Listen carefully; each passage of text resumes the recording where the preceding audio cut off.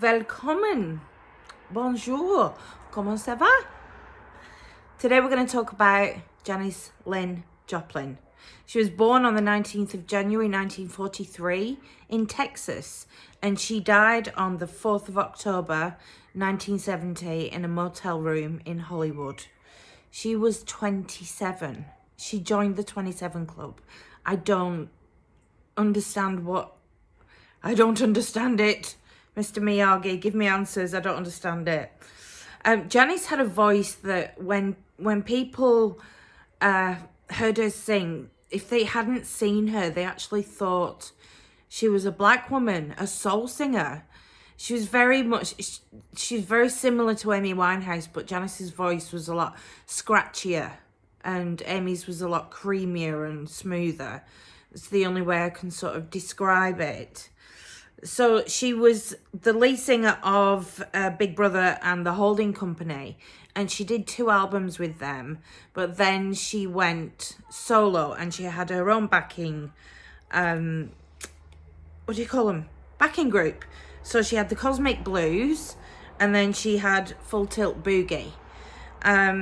She had a critically acclaimed performance at Woodstock. Now, when she was at school, Janis was bullied very, very badly because of the way she looked. She wasn't the prettiest of people. I personally think she's actually quite pretty, or was, but she was bullied horrendously at school. One year, when they do the prom, she was actually voted the ugliest man in school. That is just disgusting behaviour. So if anybody's out there watching this that went to school with Janis and you did this, you should be ashamed of yourself. That's just absolutely terrible. This caused Janis to be incredibly insecure. She made it big with her music and heard that there was going to be a school reunion. She'd already hit #1 with a number of songs. So she thought, right, well, I'm going to go back to Texas and I'm going to show them what I am and what I can do, and look at me, and they're all going to be sorry.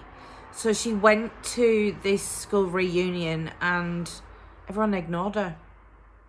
They just ignored her, which absolutely crushed her even more, because she was this famous, rock star, rock singer, and yet the people back home still didn't accept her. It's tragic. It really is tragic. So Janis, she was recording Pearl, her studio album, and the studio producer said, "We don't need you today. We don't need your vocals." She'd already laid them down, so you can just go off and have the day to yourself. So she was lonely. She was wandering about a bit. She didn't really know what to do with herself. So she called her boyfriend, his name was Seth Morgan, who they were allegedly engaged at the time, but nobody really knows. I haven't heard anything coming from his camp saying that they were engaged, but allegedly they were. So Janis decided to score some heroin.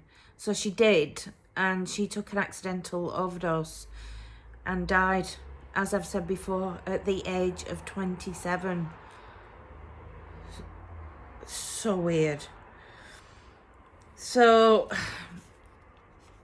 that was Janis's short, sharp life. I mean, I could go into greater detail about her, but I'm trying to make these tea break sized videos about, famous people. Anyway, the 4th album, Pearl, that I was talking about, that she was recording when she died, it was released 3 months after she died, and it went straight to #1 on the American Billboard charts. So she really, really made it, and she never really got to see the true fruits of her success. She was inducted into the into the Rock and Roll Hall of Fame in 1995. Her performances were said to be absolutely electric. I've seen Janis. I've watched her at Woodstock. Clearly, I wasn't there, but I've watched it on the TV, and I've seen her on the Dick Caveat show as well. And she was quite a character. I think I'd like Janis. I think we'd be friends. So her family had her cremated and she was scattered over the Pacific Ocean. So there's no actual sort of pilgrimage anybody can make or homage to Janis to say goodbye. She's somewhere in the Pacific Ocean. Anyway, that was just a small tidbit about Janis Joplin. I hope you enjoyed the video. Please subscribe.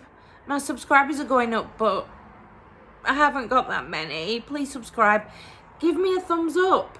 That would be really cool. All right. Thanks, guys. I'll see you soon. Bye. Stay safe.